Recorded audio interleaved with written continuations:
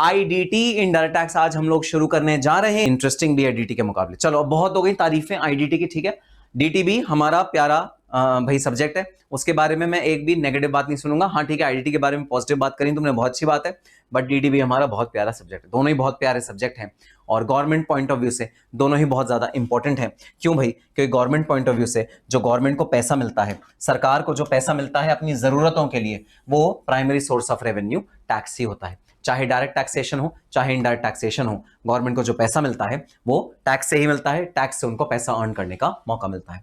Then to incur public welfare expenditure, government जितने भी public welfare expenditure करती है, जो लोगों के भलाई के लिए एक्सपेंडिचर करने होते हैं, टैक्सेस से ही होते हैं, और कोई तरीका नहीं है भाई। और टैक्स की क्या खास बात है? कंपलसरी या इन्फोर्स्ड कॉन्ट्रीब्यूशन होता है। गवर्नमेंट कंपलसरीली आपसे डायरेक्ट और इनडायरेक्ट टैक्स दोनों मांगती है। ये वाला टॉपिक हम ऑलरेडी डायरेक्ट टैक्स में भी पढ़ चुके हैं, इससे थोड़ा सा जल्दी जल्दी ये वाला टॉपिक मैं करवा रहा हूं, ठीक है सर। और finally levied in two ways, दो तरीके से टैक्स लेवी होता है भाई।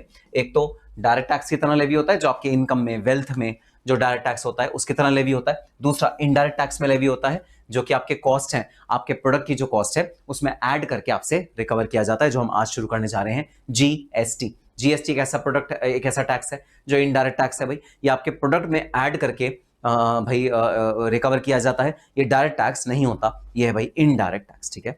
सो ये वाला हमारा पूरा कॉन्सेप्ट है। शिवा कह रहे सर मेरा कमेंट देखते नहीं आप। अरे तुम्हारा कमेंट है कहां शिवा? मैं तो देखा ही नहीं। ऑफिस ज्यादा प्रैक्टिकल डीटी है। अच्छा, ऑफ कोर्स ज्यादा प्रैक्टिकल डीटी है। अच्छा अच्छा अच्छा। हाँ, रियान ने से कहा दीक्षा दोनों प्रैक्टिकल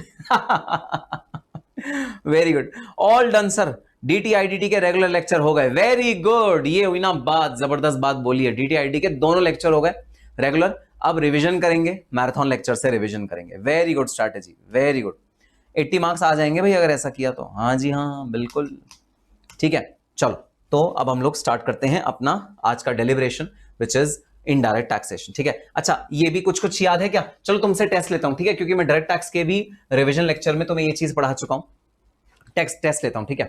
बताओ जरा, इनडायरेक्ट टैक्स में इंपैक्ट और बर्डन, इंपैक्ट और इंसिडेंस अलग अलग लोगों पे होता है या सेम पर्सन पे होता है? इंपैक्ट और इंसिडेंस अलग अलग लोगों पे होता है या सेम लोगों पे होता है in case of indirect taxation, ठीक है। देखना मत, इनडायरेक्ट टैक्सेशन में इंपैक्ट और इंसिडेंस अलग अलग लोगों पे होता है या सेम लोग पे होता है इनडायरेक्ट टैक्स पे? जरा चैट बॉक्स में बता दो। वेरी गुड वेरी गुड, सबका आंसर आ गया भाई, एक बार में आ गया। Different different different different different different different अलग अलग अलग अलग अलग अलग अलग अलग अलग अलग अलग अलग अलग अलग अलग। Very good very good. चलो मुझे पता लग गया ये टॉपिक भी हमने इनकम टैक्स में बहुत अच्छी तरह किया है ना, तो आपको बहुत अच्छे से ये पूरा टॉपिक भी आता है। कॉन्स्टिट्यूशनैलिटी आर्टिकल्स हम इनडायरेक्ट टैक्स में हम लोग पढ़ चुके हैं। चलो जी, तो ये सारी बातें हमको इनडायरेक्ट टैक्स के बारे में समझ में आ गई। अब आओ मुद्दे की बात छेड़ते हैं जरा, ठीक है। मुद्दे की बात छेड़ते हैं। मुद्दे की बात क्या है, आओ जरा देखते हैं। सबसे पहले मैं तुम्हें यह बताना चाहता हूं, इनडायरेक्ट टैक्स की देश में जरूरत क्यों पड़ी। इनडायरेक्ट टैक्स की भाई जो जरूरत पड़ती है वो पड़ती है क्योंकि जो भी लोग कंजम्पशन करते हैं उस पे जो टैक्स लगता है उसको बोलते हैं इनडायरेक्ट टैक्सेशन। जैसे आपने भाई आप भाई साबुन खरीदने गए, आप दाल खरीदने गए, आप आटा खरीदने गए, आप राइस खरीदने गए, आप कंप्यूटर खरीदने गए, आप लैपटॉप खरीदने गए, आप मोबाइल फोन खरीदने गए, आप कूलर, गर्मियां आ गई हैं, कूलर खरीदने गए, एसी खरीदने गए, ब्लोअर खरीदने गए। आप जो भी चीज खरीदोगे बाजार से, गवर्नमेंट उस पर कुछ टैक्स लगाएगी जो वो अपने पास रिकवर कर लेगी। आपसे नहीं करेगी, दुकानदार से करेगी, दुकानदार वो गवर्नमेंट को दे देगा। किसके जेब से जाएगा वो टैक्स? टैक्स जाएगा आपकी जेब से। मतलब अगर मैं हूं तो मैं पे करूंगा। जैसे मान लो 100 रुपीज का चीज होगा तो मैं 18 रुपए और दूंगा। 18 रुपए देकर मैं गवर्नमेंट को भाई 118 रुपए मैं उस दुकानदार को दूंगा। दुकानदार 100 रुपए अपनी जेब में रखेगा, 18 रुपए गवर्नमेंट ऑफ इंडिया के पास दुकानदार दे देगा। This is known as indirect taxation. और इनडायरेक्टली ये टैक्सेशन आपके भाई इनकम को आपके खर्चे में ऐड हो जाता है। अब सर एक चीज बता दो, सर गवर्नमेंट ने ऑलरेडी डायरेक्ट टैक्स ले तो लिया, हमने जितने कमाई करी सर गवर्नमेंट ने उस पर तो टैक्स ले लिया, हमने जितनी अर्निंग करी, चाहे सैलरी की इनकम करी, चाहे हाउस प्रॉपर्टी करी, चाहे पीजीपी करी, सर उसमें गवर्नमेंट ने हमसे पैसे ले लिया, हमसे टैक्स ले लिया। अब दोबारा जरूरी है कि गवर्नमेंट इनडायरेक्ट टैक्स पे भी पैसे ले, दोबारा जरूरी है कि गवर्नमेंट इनडायरेक्ट टैक्स के रूप में भी पैसे ले और हमारी कंजम्पशन पे भी पैसे ले? जी हाँ, ये जरूरी है। गवर्नमेंट चाहती है कि इनकम पे तो आप टैक्स पे करो ही करो, उसके अलावा जितनी भी आप प्रोडक्ट्स खरीदते हो, जितनी भी सर्विसेज खरीदते हो, उस पर भी आप टैक्स पे करो। तो भाई गवर्नमेंट ये डेफिनेटली चाहती ही चाहती है। अब सर एक चीज बता दीजिए, इतना हो हल्ला हुआ है ना, आप लोग प्रॉब्लली तब अपने फाउंडेशन में रहे होंगे या स्कूल में रहे होंगे, प्रॉब्ली जब जीएसटी लॉन्च करा गया था, है ना, स्कूल में ही रहे होंगे, वैसे फाउंडेशन नहीं, स्कूल में रहे होंगे, बहुत पुरानी बात हो गई, 2017 की बात हुई। सर ये क्या हो हल्ला हुआ, क्या मतलब है भाई हो हल्ला का? भाई 2017 एक ऐतिहासिक साल हिंदुस्तान की हिस्ट्री में लिखा जाएगा जहां पर कि जीएसटी लॉन्च करा गया था। सर ये बताओ कि जो पुराने वाले टैक्स होते थे, पता है पुराने वाले टैक्स कौन से होते थे? अपने प्यारे excise duty, excise duty, central sales tax, central sales tax, VAT, service tax. Sir इतने प्यारे प्यारे ये पहले टैक्स हुआ करते थे। इनडायरेक्ट टैक्स में जो गवर्नमेंट हमारी कंजम्पशन पे टैक्स लेती थी, वो ये सारे टैक्सेस पहले के जमाने में लेती थी। वेरी गुड वेरी गुड, 1 जुलाई 2017, वेरी गुड। तो ये पुराने जमाने में ये हमारे टैक्स होते थे, जो पुराना जमाना क्या, 2017 की ही बात है, 2017 से पहले ये वाले सर टैक्सेस होते थे। ऐसी क्या जरूरत आन पड़ी, ऐसी क्या प्रॉब्लम आन पड़ी कि इन सब टैक्सेस को मिला के इनको इंटीग्रेट कर दिया गया एक टैक्स में। वन नेशन वन टैक्स का नारा पीएम मोदी ने लगाया और उस समय जो फाइनेंस मिनिस्टर थी निर्मला सीतारमन, उन्होंने भाई लॉन्च कर दिया, क्या उन्होंने लॉन्च कर दिया, GST, goods and services tax. ऐसा क्या हुआ, ऐसा क्या प्रॉब्लम थी पुराने वाले हमारे टैक्सेस में जो जीएसटी ने भाई खत्म करी और जीएसटी के को लाने की मजबूरी थी? ऐसा क्या प्रॉब्लम थी जो पुराने वाले टैक्सेस को खत्म करा गया कि भाई पुराने वाले टैक्सेस अब नहीं लगेंगे, इंडायरेक्ट टैक्स, अब नया रेजिम आएगा, हिंदुस्तान को एक नया टैक्स मिल गया, उस नए टैक्स का नाम था GST, goods and services tax. तो सर पहले बताओ पुराने वाले टैक्सेस में क्या दिक्कत थी, पुराने वाले टैक्सेस, ठीक है? तो मैं आपको सबसे पहले दिक्कत बताता हूं भाई, पुराने वाले टैक्सेस में क्या दिक्कत थी। पुराने वाले टैक्स में ना बेसिकली दो दिक्कतें थी, एक थी मल्टीपल टैक्सेस और दूसरी थी मल्टी पॉइंट टैक्सेस। एक थी भाई मल्टीपल टैक्सेस, दूसरी थी मल्टी पॉइंट टैक्सेस। ये दो प्रॉब्लम थी हमारे पुराने वाले टैक्स में। अरे वाह, दीक्षा ने पहले ही बता दिया, वेरी गुड दीक्षा, दीक्षा के लिए सब क्लैपिंग करेंगे, ठीक है, दीक्षा ने पहले बता दिया भाई। सो दो टैक्सेस थे भाई, मोहम्मद रियान ने भी बता दिया, वेरी गुड। तो भाई दो प्रॉब्लम थी पुराने वाले टैक्स में। पुराने वाले टैक्स में क्या प्रॉब्लम थी? मल्टीपल टैक्सेस और मल्टी पॉइंट टैक्सेस। सर इसका क्या मतलब होता है, सुनना भाई। मैं आज की डेट में कुछ चीज मैन्युफैक्चर कर रहा हूं, सपोज मैं क्या मैन्युफैक्चर कर रहा हूं, मैं लैपटॉप, ये मेरे सामने एक लैपटॉप रखा है जिसके अंदर भाई आपके जितने कमेंट्स हैं वो मैं देख पा रहा हूं, एक स्क्रीन है जिसके अंदर मैं प्रॉपर कमेंट्स देख पा रहा हूं, आप नहीं देख पा रहे, मैं ये मैन्युफैक्चर करता हूं, ठीक है। अब प्रॉब्लम पता है क्या थी? प्रॉब्लम ये थी, डायरेक्ट टैक्स तो मुझसे गवर्नमेंट ले रही है, इनडायरेक्ट टैक्स भी गवर्नमेंट मुझसे लेगी। अब गवर्नमेंट जब मैं इसको बना रहा हूं, जब मैं इसे मैन्युफैक्चर कर रहा हूं, तब मेरे से लेती थी एक्साइज ड्यूटी। फिर मैंने जहां से बनवाया उससे मैंने ये वाला जो भाई मेरा लैपटॉप था, मैंने इसे भेजा अलग अलग सिटीज में, पूरे इंडिया में अलग अलग सिटीज में मैंने इसको भेजा, क्योंकि मुझे लैपटॉप हर जगह बेचना है, ठीक है। उस समय गवर्नमेंट ने क्या लगाया? Central sales tax. सारे डिस्ट्रीब्यूटर्स, मेरे जितने डिस्ट्रीब्यूटर्स हैं ऑल ओवर इंडिया, सबको ये भाई गुड्स भेज दिए गए, ठीक है। अब वो जो डिस्ट्रीब्यूटर्स थे, उसने अपने सारे रिटेलर्स को ये वाले गुड्स भेजे अपनी स्टेट में, ठीक है। जैसे मान लो दिल्ली है, पूरे दिल्ली एरिया का एक डिस्ट्रीब्यूटर होता है, महाराष्ट्र है, महाराष्ट्र का एक डिस्ट्रीब्यूटर होता है, हरियाणा है, हरियाणा का एक डिस्ट्रीब्यूटर होता है। तो डिस्ट्रीब्यूटर ने ये जो लैपटॉप्स हैं ये रिटेलर्स को जो दुकानों पर रखेंगे उनको भेजे, ठीक है। उस समय क्या लगा? उस समय लगा वैट। और फिर ये लैपटॉप जिसके भी घर पे जाएगा, उसको सपोज इंस्टॉलेशन की सर्विसेज चाहिए या और कोई सर्विसेज चाहिए लैपटॉप से रिलेटेड, ठीक है, तब क्या लगा? Service tax. तो कितनी नाइंसाफी है मिलॉर्ड, कितनी नाइंसाफी है मिलॉर्ड। टैक्स पे टैक्स, टैक्स पे टैक्स, टैक्स पे टैक्स। प्रोडक्ट बन रहा है एक और आप इनडायरेक्ट टैक्स के नाम पे टैक्सेस ले रहे हो 4 बार। दिक्कत ये नहीं है कि हमें 4 बार टैक्स पे करना पड़ रहा है तो हमारा खर्चा बहुत ज्यादा बैठ रहा है, क्योंकि परसेंटेज लो कर दोगे तो टैक्स भाई कम भी बैठेगा। दिक्कत ये नहीं है 4 बार हमें टैक्स पे करना पड़ रहा है, दिक्कत ये है कि हमें 4 तरह की रिटर्न्स फाइल करनी पड़ रही हैं, 4 तरह के अपने भाई ऑफिसर से डील करना पड़ रहा है, हमें 4 तरह के महकमों में जाना पड़ रहा है, गवर्नमेंट ऑफिसेज में जाना पड़ रहा है, हमें 4 तरह के कंप्लायंसेस करने पड़ रहे हैं। ये हमें दिक्कत आती थी बहुत ज्यादा। और चारों का ही क्या नाम है? चारों का ही नाम है इनडायरेक्ट टैक्स। भाई ये क्या मतलब हुआ?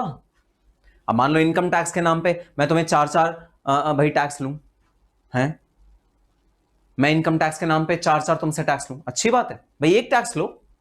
सैलरी पे एक बार टैक्स लो, हाउस प्रॉपर्टी पे एक बार टैक्स लो, हाउस प्रॉपर्टी की इनकम पे, कैपिटल गेन पे एक बार टैक्स लो, पीजीबीपी पे एक बार टैक्स लो। नहीं, इनडायरेक्ट टैक्स कहता था नहीं, मैं तो 4 टैक्स लूंगा।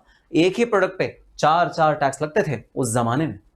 तो गवर्नमेंट ऑफ इंडिया ने बोला नहीं भाई नहीं, ये तो गलत बात है, मल्टीपल टैक्सेस हमें इरेडिकेट करने हैं, हमें एक ही टैक्स लगाना है। अब चाहे वो बंदा मैन्युफैक्चर करे, चाहे गुड्स को एक जगह से दूसरी जगह भेजे, चाहे वो कुछ भी करे, हमें तो एक ही टैक्स लगाना है। उस टैक्स का उन्होंने नाम रखा जीएसटी। तो सबसे पहली प्रॉब्लम जो दूर करी गवर्नमेंट ने कि भाई मल्टीपल टैक्सेस नहीं होने चाहिए, इनडायरेक्ट टैक्स सिर्फ एक होना चाहिए। अलग अलग भाई टैक्सेस अलग अलग पॉइंट पे एक ही प्रोडक्ट के लिए आप चार्ज कर रहे हो, बहुत नाइंसाफी है मिलॉर्ड, बहुत नाइंसाफी है। तो सबसे पहली दिक्कत, मल्टीपल टैक्सेस वर इरेडिकेटेड। अब एक और दिक्कत सुनना, मल्टीपल टैक्स की ही बात कर रहा हूं, ठीक है, मल्टीपल टैक्स में ही एक और बात कर रहा हूं। अरे भाई सुनो, एक प्रोडक्ट, ये जो लैपटॉप है, या तो ये गुड हो सकता है, गुड्स, ठीक है, और या ये सर्विसेज हो सकता है, दोनों में से एक ही तो होगा। या तो लैपटॉप गुड्स होगा या ये सर्विसेज होगा। अब भाई कमाल की बात यह है कि क्योंकि एक्साइज ड्यूटी एक अलग से एक्ट था और सर्विस टैक्स एक अलग से एक्ट था, तो सर्विस टैक्स वाले कहते थे भाई ये सर्विस है, और जो एक्साइज ड्यूटी वाले कहते थे वो कहते थे भाई ये गुड है। तो एक ही प्रोडक्ट को 2 अलग अलग टैक्स देने पड़ते थे, एक बार उसे प्रोडक्ट बन के टैक्स देना पड़ता था, एक बार उसे सर्विसेज बन के टैक्स देना पड़ता था। अब मैं तुम्हें देता हूं एक छोटा सा एग्जांपल। भाई रोहित शर्मा है, कितने टैक्स थे सांबा? कितने टैक्स थे सांबा? रोहित कह रहा है सांबा कितने टैक्स थे? रोहित शर्मा अभी आ रहा हूं मैं, तुम्ही पे आ रहा हूं। तो लड़का है रोहित शर्मा, ठीक है, मैंने रोहित को कहा रोहित रोहित रोहित ने कहा हाँ सर। रोहित बताओ तुम लड़के हो या लड़की हो? रोहित जरा चैट बॉक्स में लिख के बताओ तुम लड़के हो या लड़की हो। रोहित बताएगा चैट बॉक्स में। अच्छा प्रियांक पटेल, मेरा नहीं देखा, अरे देख लिया प्रियांक पटेल, तुम्हारा भी देख लिया, वेरी गुड। राहुल डे का आंसर भी देख लिया, बलवंत सिंह नेगी का भी देख लिया। दूसरे सिस्टम में दिखता नहीं हमारे मैसेज, देख लेंगे थोड़ी देर में। वाह बलवंत नेगी, बहुत होशियार हो रहे हो तुम, है ना, 80+ मार्क्स लाएंगे sir, very good very good. चलो मैं रोहित शर्मा से पूछा सर लड़के हो? रोहित कह रहा है लड़के हो, ठीक है। अब मैं रोहित से पता क्या कहता हूं, सुनो सुनो, गवर्नमेंट ऑफ इंडिया रोहित से क्या कहती है, नहीं नहीं रोहित तुम लड़की हो, रोहित तुम लड़के नहीं हो, तुम लड़की हो। और रोहित कह रहा है नहीं मैं तो लड़का हूं, और गवर्नमेंट क्या कह रही है, नहीं तुम लड़की हो। और भाई वहीं पर देखो क्या होता है, सेंट्रल गवर्नमेंट रोहित को कह रही है रोहित तुम लड़की हो, और स्टेट गवर्नमेंट रोहित को कह रही है रोहित तुम लड़के हो। मतलब गवर्नमेंट अपने आप ही कंफ्यूज्ड है। गवर्नमेंट एक ही चीज को प्रोडक्ट भी कह रही है, सर्विस भी कह रही है, क्योंकि दोनों में एक्ट अलग अलग हुआ करते थे। तो क्योंकि एक्ट अलग अलग होते थे तो इसलिए एक्साइज ड्यूटी वाले कहते थे कि ये गुड है ताकि एक्साइज ड्यूटी लग जाए उस पर, और सर्विस टैक्स वाले कहते थे कि ये सर्विसेज है ताकि सर्विस टैक्स भी उस पर लग जाए। मैंने रियल लाइफ में ये एग्जाम्पल देखा है भाई, मैंने ऐसे इनवॉइसेस देखे हैं, मैंने ऐसे बिल देखे हैं, और जिंदगी भर नहीं भूल पाऊंगा ऐसे बिल। किस चीज के थे? Oracle software. मैं ओरेकल का टैक्स एडवाइजर था जब मैं केपीएमजी में था। I was handling entire Oracle India's tax litigation, tax cases. तो वहां गजब चीज देखी मैंने। मैं ओरेकल के सीएफओ के पास गया, मैंने कहा ओरेकल के सीएफओ जी जरा बताइए कैसी विचित्र सी विडंबना है, आप अपने ही डॉक्यूमेंट में आप एक बार सॉफ्टवेयर को गुड्स बोल रहे हो और एक्साइज ड्यूटी पे कर रहे हो, और दूसरी तरफ उसी इनवॉइस में आप इस ओरेकल के सॉफ्टवेयर को सर्विसेज बोल रहे हो और इस पे सर्विस टैक्स दे रहे हो, मतलब मल्टीपल टैक्स दे रहे हो एक ही चीज पे। सीएफओ कहता है सर ये बात तो हम भारत सरकार को समझा समझा के थक गए कि भाई एक्साइज ड्यूटी और सर्विस टैक्स दोनों एक ही इनवॉइस पे नहीं लग सकता, लेकिन दोनों ही नहीं मानते। हम एक्साइज वालों के पास जाते हैं या सेल्स टैक्स वालों के पास जाते हैं, वो कहते हैं नहीं जी नहीं आपका सॉफ्टवेयर गुड है, ठीक है, और हम सर्विस टैक्स वालों के पास जाते हैं तो वो कहते हैं नहीं जी नहीं आपका जो प्रोडक्ट है वो सर्विसेज है। तो मैं इस झंझट में नहीं पड़ता, मुझे आगे लिटिगेशन नहीं चाहिए, मुझे आगे भाई कोई रिस्ट्रिक्शन नहीं चाहिए। इस वजह से लोगों ने क्या कहा, लोगों ने इतनी गलत ये हरकत करनी शुरू कर, मतलब मजबूरी थी, लोगों का क्या कसूर भाई, दोनों लगाने शुरू कर दिए। एक ही इनवॉइस में मैंने ऐसा देखा है, उस पर एक्साइज या सेल्स टैक्स भी लगा होता है और सर्विस टैक्स भी लगा होता है। इतने दुखी हो चुके थे, भारत की जनता इतनी ज्यादा दुखी हो चुकी थी कि मल्टीपल टैक्सेस को इरेडिकेट करना जरूरी था। भाई गवर्नमेंट से बोला गया, आप पहले बैठ कर डिसाइड कर लो, क्या डिसाइड करना है, ये डिसाइड कर लो कि भाई ये आपको जो टैक्सेस हैं वो कौन से वाले लेने हैं, या तो एक चीज गुड हो सकती है या एक चीज सर्विस हो सकती है, दोनों बिल्कुल भी नहीं हो सकती। सबसे पहले तो मल्टीपल टैक्स को इरेडिकेट किया गया कि भाई मल्टीपल टैक्स नहीं लगने देंगे, एक ही चीज पे दो दो तीन तीन बार टैक्स नहीं लगने देंगे। सबसे पहली दिक्कत जो जीएसटी ने रिजॉल्व करी वो करी, मल्टीपल टैक्स को इरेडिकेट करा गया। दूसरी चीज जो जीएसटी ने करी, जो बहुत फायदे की चीज है, बहुत बढ़िया चीज है, वो है मल्टी पॉइंट टैक्स को इरेडिकेट कर दिया गया। इसकी वजह से एक और दिक्कत होती थी भाई, tax on tax. Multi point tax का क्या मतलब होता है, मल्टी पॉइंट टैक्स का ये मतलब होता था भाई, सपोज मेरी जो लैपटॉप की फैक्ट्री है वो गुजरात के अहमदाबाद में है, ठीक है, वहां मुझे जमीन सस्ती मिल गई, तो मैंने गुजरात के अहमदाबाद में फैक्ट्री बना ली अपनी, किस चीज की, लैपटॉप की फैक्ट्री बना ली, ठीक है। अब जब मैंने लैपटॉप की फैक्ट्री बनाई गुजरात के अहमदाबाद में, तो अब क्या होता था भाई, गुजरात से मैं अपना प्रोडक्ट ट्रांसफर पहले करता था मुंबई, क्योंकि मुंबई जो होता था वो एक मेजर हब होता था। मुंबई में मेरा एक वेयर हाउस होता है, बहुत बड़ा वेयर हाउस होता है, तो मैं पहले गुजरात से अपने जो लैपटॉप्स थे उनको मुंबई में ट्रांसफर करता था, फिर मुंबई जो मेरा वेयर हाउस था वहां से मैं गुड्स को पूरे इंडिया में ट्रांसफर करता था अलग अलग डिस्ट्रीब्यूटर्स के पास, ठीक है। तो अब मल्टी पॉइंट टैक्स का क्या मतलब है भाई, मल्टी पॉइंट टैक्स का मतलब है सबसे पहले तो जब मैं उस लैपटॉप को बना रहा हूं तब मुझे एक्साइज ड्यूटी पे करनी है, ठीक है। फिर जब मैंने उस गुड को गुजरात से मुंबई भेजा तब मैंने पहली बार टैक्स पे किया। फिर जब मैंने मुंबई से दिल्ली भेजा तो मैंने दूसरी बार टैक्स पे किया। फिर मैं जब दिल्ली से उसे चंडीगढ़ भेजा तो मैंने तीसरी बार टैक्स पे किया। मैं चंडीगढ़ से जब उसे पुणे भेजा तो मैंने तीसरी बार। अरे सर आप तो फ्रेम से ही चलेगा, आप तो हमें नहीं, आप रियल में तो नहीं चलेगा कहीं मुंबई पुणे चंडीगढ़? नहीं भाई नहीं, मैं रियल में नहीं चला गया पुणे चंडीगढ़, यहीं पर हूं भाई, समझा रहा हूं तुम्हें, भावुक हो जाता हूं, कभी कभी भावनाओं में बह जाता हूं। तो मल्टी पॉइंट टैक्स का मतलब है एक ही गुड पे बहुत सारी बार सेम टैक्स लगता था। वैल्यू एडेड टैक्स हर स्टेट का अलग अलग होता था, D VAT Delhi value added tax, H VAT Haryana value added tax, Tamil Nadu value added tax, Madhya Pradesh value added tax, ऐसे पूरे देश में वैल्यू एडेड टैक्स अलग अलग होते थे और स्टेट के अलग अलग लॉ चलते थे, दादागिरी चलती थी हर एक स्टेट की। और सबसे बड़ी दिक्कत की बात, जो टैक्सेस पहले पे करे हैं उसका क्रेडिट नहीं मिलता था। सर इसका क्या मतलब होता है कि जो टैक्सेस पहले पे करे हैं उसका क्रेडिट नहीं मिलता, इसका क्या मतलब है? आओ जरा इस क्रेडिट की कहानी को जानते हैं, ठीक है। आओ जरा क्रेडिट की कहानी को जानते हैं। जो सबसे बड़ा प्रॉब्लम आया जिसकी वजह से जीएसटी जबरदस्त तरीके से सक्सेसफुल हो गया, ये क्रेडिट की क्या कहानी है भाई, सुनना जरा बात ध्यान से, ठीक है। अब देखो भाई, मैं लैपटॉप बनाता हूं और मैं लैपटॉप पता है कहां बनाता हूं? मैं लैपटॉप बनाता हूं गुजरात में। गुजरात में मैंने लैपटॉप बनाया, ठीक है। गुजरात में जब मैंने लैपटॉप बनाया तो मेरी जो कॉस्ट आई वो आई 50,000 रुपीज। और सपोज जो मुझे इस पे एक्साइज ड्यूटी पे करनी है, इजी ताकि रेट रहे इसलिए ले रहा हूं, 10% पे करनी है, तो मेरा जो कॉस्ट आ गई वो आ गई 55,000 रुपीज। मेरी कॉस्ट कितनी आ गई लैपटॉप बनाने की? 55,000 रुपीज। मैंने 55,000 रुपीज को अपने मुंबई के वेयर हाउस में शिफ्ट कर दिया, ठीक है। मुंबई में ये वाला जो लैपटॉप है ये सेव्ड रहा, वहां सिक्योर्ड रहा, और सिक्योर्ड रहने के बाद उसमें पैकिंग हुई, ठीक है। लैपटॉप की जो पैकिंग है वो मैंने मुंबई वाले वेयर हाउस में हुई, लैपटॉप की पैकिंग, ठीक है। तो 5,000 रुपए गया मुंबई में और मुंबई में पैकिंग वैकिंग हुई, ठीक है। अब जो पैकिंग वैकिंग हुई उसके बाद जो ये वाला गुड बना वो बना 60,000 रुपीज का, ठीक है। तो मुंबई सरकार ने मेरे से कहा लाओ भाई मुंबई का वैट दे दो, वो तो तुमने एक्साइज ड्यूटी दी थी गुजरात में, अब लाओ मुंबई का वैट दे दो। हमने कहा ठीक है जी वैट ले लो, जो मतलब जो हमें देना पड़ेगा तो देना पड़ेगा, ठीक है जी। तो मुंबई का मैंने वैट सपोज 10% पे किया, मुंबई वैट, तो मेरा जो कॉस्ट कितना हो गया? मेरा कॉस्ट हो गया 66,000 रुपीज। अब मैंने भारत सरकार से एक बात बोली, मैंने क्या बात बोली भारत सरकार से, जरा ध्यान से सुनना। मैंने भारत सरकार से बोला सुनो भाई भारत सरकार, मैंने 50,000 रुपए पे 10% का तो टैक्स ऑलरेडी गुजरात में दे दिया। अब जो मुंबई में काम हुआ, ठीक है, जो मुंबई में काम हुआ वो तो भाई 10,000 रुपए ज्यादा का हुआ ना, 60,000 का हुआ। जो एडिशनल वैल्यू एडिशन हुआ मुंबई में, जो एक्स्ट्रा काम हुआ वो तो 10,000 का हुआ ना। तो सर आप ऐसा करो, मेरे से जो मुंबई में टैक्स लो वो सिर्फ 10,000 रुपए पे लो, और या फिर ऐसा कर दो, सुनो ऑल्टरनेटिव टू दे रहा हूं, या तो ऐसा कर दो, जो टैक्स मैं ऑलरेडी गुजरात में पे कर चुका हूं 5,000 रुपए, उसको यहां से माइनस कर दो। यहां का टैक्स कितना बना, यहां का टैक्स बना भाई 6,000। तो आप ऐसा करो, जो मैं गुजरात में टैक्स ऑलरेडी पे कर चुका हूं 5,000, उसे माइनस कर दो और 1,000 रुपए मेरे से टैक्स ले लो।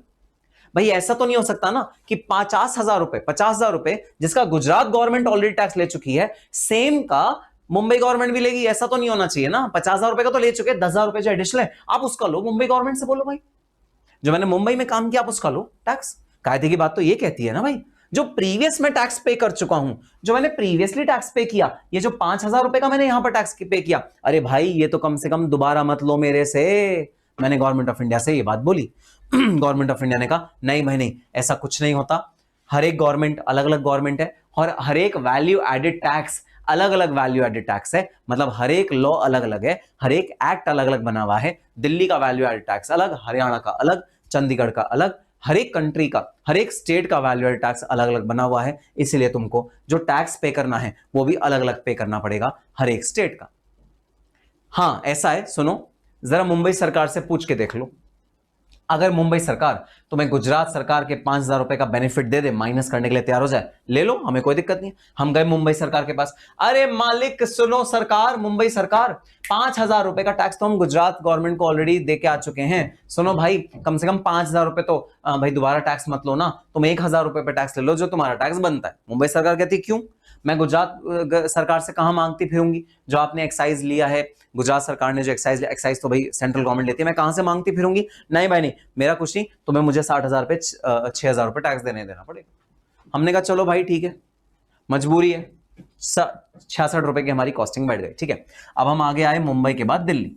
ठीक है, दिल्ली के अंदर 66,000 रुपीज की जो चीज थी, मैंने उसमें कुछ और वैल्यू एडिशन किया, थोड़ा बहुत कुछ प्रोसेसिंग करी, थोड़ी बहुत और कुछ चीजें ऐड करी, और यहां मेरा कॉस्ट बन गया 70,000 रुपए, 70,000 रुपीज मुझे यहां कॉस्ट बन गया। और यहां भी 10% का मुझे टैक्स देना पड़ा। तो मैंने टैक्स कितना दिया, मैंने टैक्स दिया 7,000 रुपए, 7,000 रुपीज मैंने टैक्स दिया। कौन सी गवर्नमेंट को, दिल्ली गवर्नमेंट को टैक्स दिया। अब यहां वही कहानी मेरे सामने रिपीट हुई भाई, वही कहानी। क्या कहानी सर, दिल्ली गवर्नमेंट माय बाप, अरे आप तो दिल वालों की दिल्ली होती है, आप तो बहुत दिल वाले बड़े आदमी हो भाई। मेरे से जो तुम टैक्स लो वो सिर्फ और सिर्फ 10,000 रुपए पे लो, 60,000 माइनस 70,000 जो वैल्यू एडिशन हुआ है, तुम सिर्फ उतने अमाउंट पे भाई मेरे से टैक्स लो, उसके अलावा टैक्स मत लो। क्यों, क्योंकि मैं टैक्स तो ऑलरेडी पे करके आ रहा हूं, और वो भी पता है किस किस को पे करके आ रहा हूं। 5,000 रुपए गुजरात गवर्नमेंट को, 6,000 रुपए मुंबई गवर्नमेंट को, 11,000 रुपए का तो भाई मैं टैक्स ऑलरेडी पे करके आ रहा हूं। प्लीज मेरे पे रहम करो, मेरे को कुछ तो टैक्स में बेनिफिट दो। ये तो सारा का सारा 70,000 रुपए, 7,000 रुपए मतलब 50,000 रुपए पे मैंने पहले गुजरात में टैक्स दिया, 60,000 रुपए पे मुंबई पे टैक्स दिया, तो 50,000 रुपए पे पहले गुजरात को टैक्स दिया, फिर 50,000 रुपए पे मुंबई को टैक्स दिया, और 50,000 रुपए पे अब दिल्ली वाले तुम दोबारा मुझसे टैक्स मांग रहे हो। कहां तक का इंसाफ है मिलॉर्ड, कहां तक का इंसाफ। तो टैक्स पे टैक्स, टैक्स पे टैक्स, टैक्स पे टैक्स, ये दिक्कत आती थी हर एक भाई मैन्युफैक्चरर को, हर एक बिजनेसमैन को जो इंडिया में बिजनेस करता था। यहां तक कि जो फॉरेन कंपनीज इंडिया में आती थी वो भी इस वाले पूरे कॉन्सेप्ट को बहुत हीन दृष्टि से देखती थी। मजाक उड़ता था भाई, हमारा बहुत ज्यादा मजाक उड़ता था। वर्ल्ड वाइड लोग हमारा मजाक उड़ाते थे कि तुमने कर क्या रखा है अपने टैक्स सिस्टम का, हाँ ये क्या कर रखा है। चलो मजेदार बात तो अभी आनी बाकी है, मैं मजेदार बात तो तुम्हें अभी बताऊंगा। तो ये हो गया 77,000 रुपए, 77,000 रुपीज। और फाइनली दिल्ली वाला जो है वो अपने अल्टीमेट कस्टमर को भाई ये वाला गुड बेचेगा। और सपोज ये वाला कस्टमर जो है ये चंडीगढ़ से आ रहा है, ये दिल्ली में नहीं रहता, या तुम चंडीगढ़ गए इस वाले कस्टमर को भाई ये वाला गुड बेचने के लिए। तो जब चंडीगढ़ को ये वाला गुड बेचा गया तो भाई उस पर 77,000 रुपए पे तुमने अपना थोड़ा सा प्रॉफिट लगाया, और 80,000 रुपए पे ये तुमने चंडीगढ़ वाले कस्टमर को भेजा। दोबारा गवर्नमेंट आ गई चंडीगढ़ की, और अब की बार गवर्नमेंट ने बोला 8,000 रुपए का हमको टैक्स दे दो भाई, 10% के रेट पे लाओ हमको टैक्स दे दो, 10% के रेट पे लाओ हमको टैक्स दे दो। अल्टीमेट कंज्यूमर को 80,000 रुपए का प्रोडक्ट पहुंचा, और 88,000 का, 88,000 का, 80,000 प्लस 10%, 88,000 का अल्टीमेट कस्टमर को भाई टैक्स के सहित गुड पहुंचा। अब कमाल की बात देखना, हर गवर्नमेंट ये कह रही है और पूरे दुनिया में चर्चा किया हुआ है, इंडिया में इंडायरेक्ट टैक्स कितना, 10%, 10%, 10%, 10%, 10%। इंडिया में इंडायरेक्ट टैक्स कितना, 10%, 10%, 10%, 10%, 10%। ऐसा पूरे वर्ल्ड में चर्चा कर दिया कि इंडिया में इंडायरेक्ट टैक्स टुच्चा सा, जरा सा, चुन्नू पुन्नू मुन्नू सा 10% का टैक्स रेट हम इंडायरेक्ट टैक्स लेते हैं, पूरे वर्ल्ड में ढिंडोरा पीट दिया। और अगर रियलिटी चेक करवाऊं, रियलिटी चेक सुनना, रियलिटी चेक क्या है, 5,000 rupees plus 6,000 rupees 11,000 rupees plus 7,000 rupees 18,000 rupees plus 8,000 rupees 26,000 rupees. भाई सुनना, 88,000 रुपए की चीज कस्टमर को गई है, 88,000 रुपए में से गवर्नमेंट ने कितने का टैक्स ले लिया, 26,000 रुपीज का गवर्नमेंट ने तुमसे टैक्स ले लिया। कैलकुलेटर शर्मा जरा बता दो कैलकुलेट करके कितना परसेंटेज का टैक्स हो गया, कितना परसेंटेज का टैक्स हो गया। 26,000 डिवाइड बाय 88,000, ये हो गया भाई 30% का टैक्स। 30% का इंडायरेक्ट टैक्स इंडिया के लोग वसूलते थे अपने व्यापारियों से। पूरा ले लो कंज्यूमर से, हाँ बिल्कुल, अल्टीमेट लेते हैं तो कंज्यूमर से थे भाई, अल्टीमेट बर्डन तो कंज्यूमर के पास ही पड़ रहा है। लेकिन जरा ये देखो कितनी बुरी बात है भाई, बुरी बात क्या कि भाई हमारा जो टैक्सेशन सिस्टम था वो इतना पुअर था जीएसटी आने से पहले कि भाई tax on tax, tax on tax, tax on tax लगता रहता था, टैक्स पे डबल ट्रिपल टैक्स लगता रहता था, जिसकी वजह से बहुत बड़ी दिक्कत होती थी। दिक्कत क्या होती थी, हमारे कॉस्ट ऑफ प्रोडक्शन बहुत ज़्यादा हाई हो जाता था, लोगों को बहुत ज़्यादा महंगी चीज़ें मिलती थी जो सस्ती मिलनी चाहिए थी, और गवर्नमेंट भाई अपना पैसा कलेक्ट करती रहती थी। हर एक गवर्नमेंट को एक दूसरे से मतलब ही नहीं होता था। क्यों? क्योंकि वैल्यू एडेड टैक्स दिल्ली का अलग एक्ट बना हुआ है, चंडीगढ़ का अलग है, बॉम्बे का अलग है, गुजरात का अलग है, सबका अलग अलग वैल्यू एडेड टैक्स बना हुआ है। तो सबको बिल्कुल क्योस वाली सिचुएशन होती थी, कोई भी एक दूसरे से भाई बात करके मिलके काम करने में राजी नहीं था।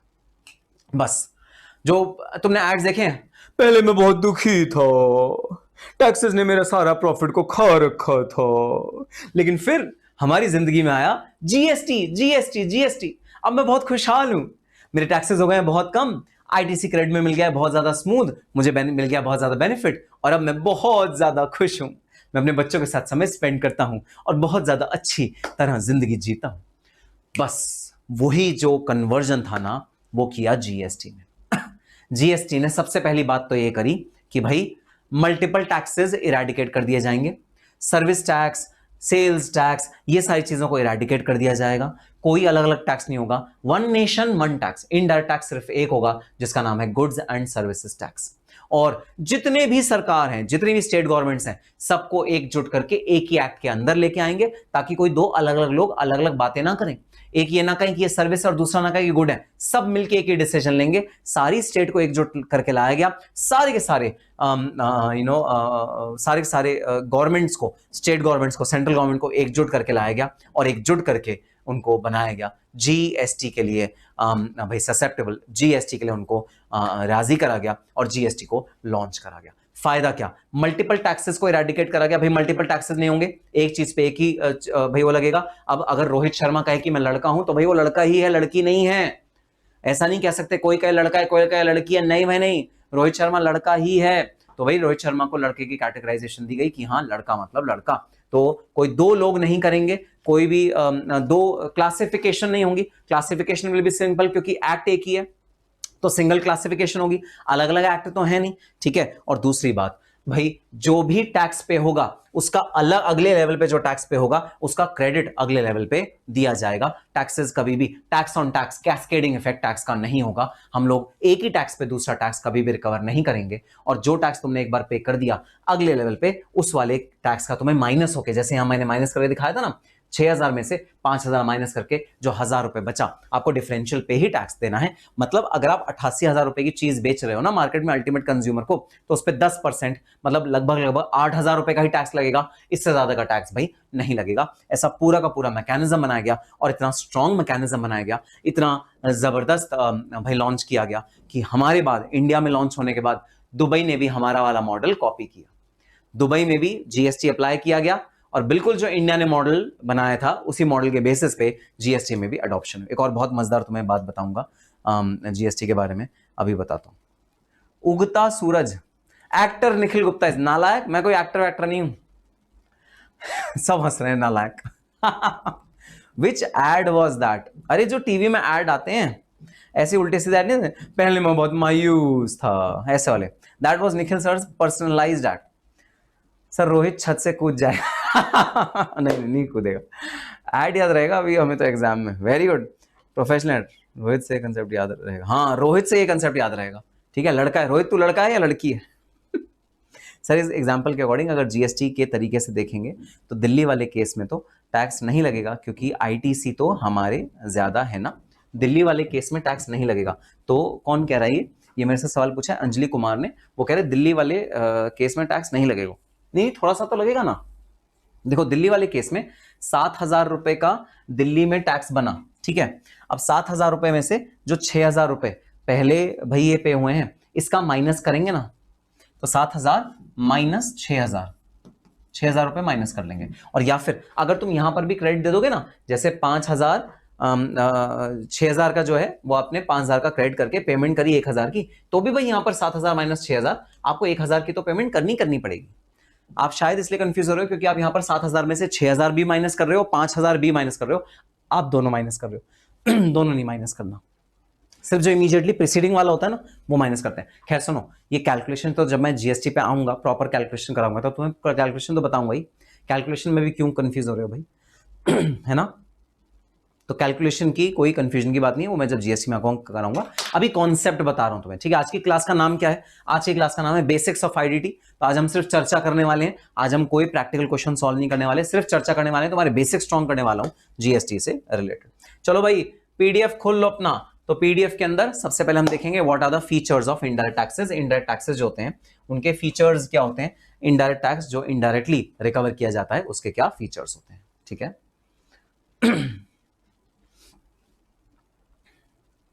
सिर्फ मजे करेंगे मनीष कह रहा है, नालायक पढ़ाई भी करेंगे मजे के साथ साथ, ठीक है। कंप्यूटेशन ऑफ जीएसटी लायबिलिटी में आएगा। वेरी गुड, देखो रोहित शर्मा ने पूरा पढ़ के आया, वो तभी से पता है। कृष्णा दुबे कह रहा है कितने घंटे के लेक्चर होते हैं? हाँ सारी बातें तुम्हें अभी बता दें, ठीक है। कितने घंटे के लेक्चर होते हैं, कितने क्वेश्चन कराएं, कितने थ्योरी कराएं, कितने पेजेस कराएं, सब कुछ तुम्हें अभी बता दें कृष्णा दुबे। तुम रहोगे नहीं ना, ताकि यहाँ पर रुक जाओ, देख लेना कितने घंटे के लेक्चर होते हैं, कितने मिनट के लेक्चर होते हैं, कितने दिनों के लेक्चर होते हैं। नालायक, बेसिक पे चर्चा रोहित भाई अभी तक है, दैट्स ओके। चलो चलो आज स्टार्ट करते हैं। Features of indirect taxation. What are the features of indirect taxation? Indirect taxation के भाई फीचर्स क्या होते हैं? सबसे पहली बात तो इनडायरेक्ट टैक्स जो लगता है वो गुड्स एंड सर्विसेज पे लगता है, और वो कंजम्पशन पे लगता है, वो आपकी इनकम पे या आपकी प्रॉपर्टी पे या आपके वेल्थ पे नहीं लगता, ठीक है। वो जो टैक्स लगता है वो आपके कंजम्पशन पे लगता है, वो गुड्स एंड सर्विसेज पे लगता है इनडायरेक्ट टैक्सेशन, ठीक है। Second, it's a burden. इसका जो बर्डन है वो भाई सेलर के पास नहीं होता, अल्टीमेटली कंज्यूमर जो होते हैं वो इसका बर्डन झेलते हैं, ठीक है। तो इसका जो इंसिडेंस होता है, इंसिडेंस मतलब इसको पे कौन करता है? पे तो सेलर करता है जो गुड्स बेच रहा है, लेकिन जो बर्डन सहन करता है, बर्डन कौन सहन करता है? बर्डन अल्टीमेट कंज्यूमर सहन करते हैं indirect taxation. Inflationary in nature, हाँ भाई ये कॉस्ट बढ़ा देता है गुड्स की, ठीक है। हमारे जो गुड्स होते हैं ना उनकी कॉस्ट को बढ़ा देता है। तभी आपने कई बार सुना होगा दुकानदार पता है क्या कहता है, अगर भाई पक्का बिल नहीं लोगे ना तो मैं जीएसटी नहीं चार्ज करूंगा, तुम्हें सस्ता पड़ेगा, है ना। और अगर पक्का बिल ले लोगे तो मैं भाई जीएसटी चार्ज करूंगा, तुम्हें महंगा पड़ेगा, 18% ज्यादा एक्स्ट्रा पे कर देना। तो ये तुम्हें भाई दुकानदार बोलता है। तो टैक्स का जो बर्डन होता है ना वो अल्टीमेटली कंज्यूमर बियर करता है, इन्फ्लेशन नेचर का होता है। इनडायरेक्ट टैक्सेस जो होते हैं वो इन्फ्लेशन को प्रमोट करते हैं, मतलब कॉस्ट ऑफ गुड्स को बढ़ा देते हैं। आपका जो कॉस्ट ऑफ गुड्स है वो बढ़ता जाएगा अगर आपका इनडायरेक्ट टैक्स लगेगा तो। बिल्कुल recovered from the customer. Anjali Kumar कह रही है सर इंपॉर्टेंट थ्योरी बता देना। भाई सुनो एक बात क्लियर कर देता हूं जो कि मैंने डीटी में भी क्लियर करी है, ठीक है। बात सुन लो, बात यह है मैं जितनी भी यहां थ्योरी और प्रैक्टिकल करा रहा हूं मैराथन लेक्चर में, चाहे वो डीटी का चाहे आईडीटी का, वो इंपॉर्टेंट ही है भाई, तभी तो यहां पर मेंशन है। नहीं तो अपना रेगुलर बुक देखो उठा के, इतने छोटे नोट्स तो है नहीं रेगुलर नोट में, रेगुलर नोट में तो बहुत सारे भाई नोट हैं। तो प्लीज ये मत बोलना मेरे को, क्योंकि कई सारे बच्चे बोलते हैं सर इसमें से इंपॉर्टेंट बता दो, इसमें से इंपॉर्टेंट ना हो पाएगा, हमसे ना हो पाएगा, हम ना कर पाएंगे भाई, इसमें सब इंपॉर्टेंट। ये इंपॉर्टेंट ही है सारा का सारा, ठीक है, सारा का सारा इंपॉर्टेंट है। सो ये आ गई बात, ये है शॉपकीपर को फायदा। प्रियंका कह रही है इससे शॉपकीपर को फायदा। अरे प्रियंका इससे तुम्हारे को भी तो फायदा है, तुमको जीएसटी नहीं पे करना पड़ रहा, तो इससे तुम्हारे को भी तो फायदा है, सिर्फ शॉपकीपर को फायदा थोड़ी है, इससे तुम्हारे को भी फायदा। प्रियांक पटेल कह रहा है एक्टिंग बहुत अच्छी करते हो। नालायक प्रियांक पटेल, कभी कभी ये भी बोल दिया करो सर आप पढ़ाते भी अच्छा हो, हैं तो ज्यादा मेरे दिल को संतुष्टि मिलेगी, मेरे को राहत मिलेगी ना। मैं तो अभी सोच रहा हूं मैं एक्टिंग ही ज्यादा अच्छी करता हूं। Okay, so inflation in nature, social welfare. तो भाई सोशल वेलफेयर होता है इनडायरेक्ट टैक्सेस से। कैसे? गवर्नमेंट ना उन गुड्स को जिनको उससे ज्यादा प्रमोट नहीं करना होता उन पे बहुत ज्यादा टैक्सेस लगा देती है। जैसे सिगरेट, ठीक है, सिगरेट, तंबाकू, बीड़ी, पान मसाला, इन पे टैक्सेस बहुत ज्यादा होते हैं, बहुत हैवी टैक्सेस होते हैं इन पे जो टैक्स का रेट है वो बहुत ज्यादा होता है। रोहित शर्मा हमको बताएगा। रोहित, जैसे सिगरेट का पैकेट होता है उसका क्या इस समय कॉस्ट चल रहा है मार्केट में? सिन गुड्स भी हो सकते हैं, गुड्स जिनको डिस्करेज करना है भाई, है ना, जिन गुड्स को डिस्करेज करना है उन पे टैक्सेस बढ़ा दो, उन पे 28% 30% का टैक्स लगा दो। तो कोई मुझे बताएगा सिगरेट के पैकेट का क्या रेट चल रहा है, मतलब क्या होता है मार्केट में? बहुत एक्सपेंसिव होता है जो भी होता है, ठीक है, एक एक सिगरेट कॉस्ट्स अ लॉट, ठीक है। तो इस वजह से भाई ये सोशल वेलफेयर का भी काम करता है इनडायरेक्ट टैक्स की, हमारे हार्मफुल गुड्स जो होते हैं उन पे हायर रेट ऑफ टैक्स लगता है ताकि लोग उनको कम खरीदें, ताकि लोग उनको ज्यादा ना खरीदें। इसलिए नालायक मजाक कर रहा हूं मैं, कोई रोहित शर्मा कोई वो ये चीज रोहित शर्मा को थोड़ी पता होती है। बिल्कुल बिल्कुल रोहित शर्मा सही कह रहा है, तुम्हें थोड़ी पता है, मजाक कर रहा हूं मैं, मजाक। नालायक। अविशा नालायक कह रही है, सर आपको पता होगा। अविशा नालायक, मैं तुम्हें सिगरेट पीने वाला लगता हूं? है? तुम मिलो, तुम्हें बताता हूं मैं। वाइडर टैक्स बेस, तो भाई ज्यादा लोग इनडायरेक्ट टैक्स के कब्जे में होते हैं क्योंकि इनकम टैक्स में ना थ्रेशोल्ड होती है, मिनिमम थ्रेशोल्ड, कि भाई 7 लाख रुपए तक आपको कोई टैक्स नहीं देना। इनकम टैक्स में इस तरह की थ्रेशोल्ड होती है। जो इनडायरेक्ट टैक्स होता है उसमें कोई थ्रेशोल्ड नहीं होती। अगर एक गरीब से गरीब पर्सन जिसकी इनकम कुछ भी नहीं है वो मार्केट में सिगरेट खरीदने जाएगा, सॉरी, मार्केट में टूथपेस्ट खरीदने जाएगा तो भी उसे उतना ही टैक्स देना पड़ेगा जितना एक अमीर आदमी को पे करना पड़ेगा। सो यहां पर कोई जो वाइडर टैक्स बेस होता है, मतलब ज्यादा लोग इनडायरेक्ट टैक्स पे करते हैं, ठीक है। इनकम टैक्स बहुत कम लोग पे करते हैं जो अपनी इनकम को गवर्नमेंट को दिखाते हैं। 7 लाख रुपए तक तो वो एग्जेम्प्ट ही होती है। तो वाइडर टैक्स बेस है in case of in indirect tax. फिर रिग्रेसिव इन नेचर। रिग्रेसिव का मतलब होता है जो चीज भाई नुकसानदायक होती है, जो चीज प्रोग्रेसिव नहीं है, ठीक है। प्रोग्रेसिव रिग्रेसिव मैं तुम्हें एग्जाम्पल डिफरेंशिएट करता हूं, ठीक है। Income tax, higher the income higher will be the income tax. आपकी इनकम जितनी हाई उतना ही आपका रेट ऑफ टैक्स बढ़ता जाता है। In case of indirect tax, आपकी इनकम हो चाहे ना हो, चाहे हायर हो चाहे कम हो, इनडायरेक्ट टैक्स सेम पे करना पड़ता है सबको। अब देखो ऐसा तो नहीं होता ना कि मान लो पतंजलि का टूथपेस्ट है, ठीक है, मैं लेने गया परचूने की दुकान के पास, परचू ने कहा अरे ये तो बहुत गरीब है, ये आ गए, चलो लो इनडायरेक्ट टैक्स, तुम्हें इनडायरेक्ट टैक्स तुम्हें 1% का दे दो। और मेरी जगह अंबानी चला गया, अंबानी पतंजलि का भाई टूथपेस्ट मांग रहा है परचूने से, तो परचूने कहता है सर आप तो बहुत अमीर आदमी हो, 1000 रुपए का इनडायरेक्ट टैक्स पे करो। ऐसा तो नहीं होता ना। इनडायरेक्ट टैक्स आदमी की अमीरी और गरीबी को देख के तो डिटरमाइन नहीं होता ना, नहीं सर। तो इनडायरेक्ट टैक्स सबके लिए सेम होता है, मतलब वो सब पे सेम वार करता है। इनडायरेक्ट टैक्स दिल से सॉफ्ट नहीं है, इनकम टैक्स दिल से सॉफ्ट है, वो दिल का अच्छा आदमी है। इनकम टैक्स वो गरीबों से कम टैक्स लेता है, अमीरों से ज्यादा टैक्स लेता है, लेकिन जो इनडायरेक्ट टैक्स होता है वो सबसे सेम टैक्स लेता है, इसलिए वो रिग्रेसिव नेचर है। ऑल पर्सन रिच और poor will pay the same tax. ये दिक्कत है इनडायरेक्ट टैक्स के पास। No pinch. अच्छा, नो पिंच का क्या मतलब है, सुनना जरा भाई। इनडायरेक्ट टैक्स पता नहीं चलता, इसलिए इसका डायरेक्टली अनुमान लगाना पॉसिबल नहीं है। जैसे आप टूथपेस्ट लेने गए, वहां पर आपने इनडायरेक्ट टैक्स पे कर दिया, गुड्स में इंक्लूडेड था, आपको पता भी नहीं चला। जबकि इनकम टैक्स जो होता है वो आपको स्पेसिफिकली साल के एंड में पे करना पड़ता है। लो भाई लो, इस साल का मेरा, खैर मेरा तो इनकम टैक्स बनता ही नहीं क्योंकि मैं तो स्लैब से भी नीचे आता हूं, मेरी इनकम स्लैब से भी नीचे है। लेकिन कुछ अमीर लोग होते हैं जिनका इनकम टैक्स बनता भी, तो भाई वो कहते हैं हमको 10 लाख रुपए का इनकम टैक्स पे करना है इस साल, तो 10 लाख रुपए इकट्ठे जाएंगे तुम्हारी जेब से, तो पिंच होगा, दिखेगा, है ना। जबकि जो इनडायरेक्ट टैक्स होता है पिंच नहीं होता, कि गुड्स के साथ जाता जा रहा है तो मैं पता भी नहीं लग रहा कितना तुमने टैक्स पे किया, तो इतना पिंच नहीं होता, ठीक है। सो इसलिए जो इनडायरेक्ट टैक्स है वो पिंच नहीं होता। डायरेक्ट टैक्स पिंच ज्यादा होता है, मतलब पता लगता है, दिखाई देता है, पिंच ज्यादा होता है, ठीक है। ठीक है सर। दर्द नहीं होता देते टाइम, चुभता नहीं है। वाह, साकिब ने बोला है चुभता नहीं है। अभिषा कह रही है प्राइस में इंक्लूड होता है। पीयूष गुप्ता कह रहे हैं सर प्लीज नूमर करा देना आईडीटी के। पता नहीं पीयूष गुप्ता क्या बोल रहा है, कुछ अलग ही लैंग्वेज में बोल रहा है। अच्छा, झूठ बोलना कब बंद करोगे आप?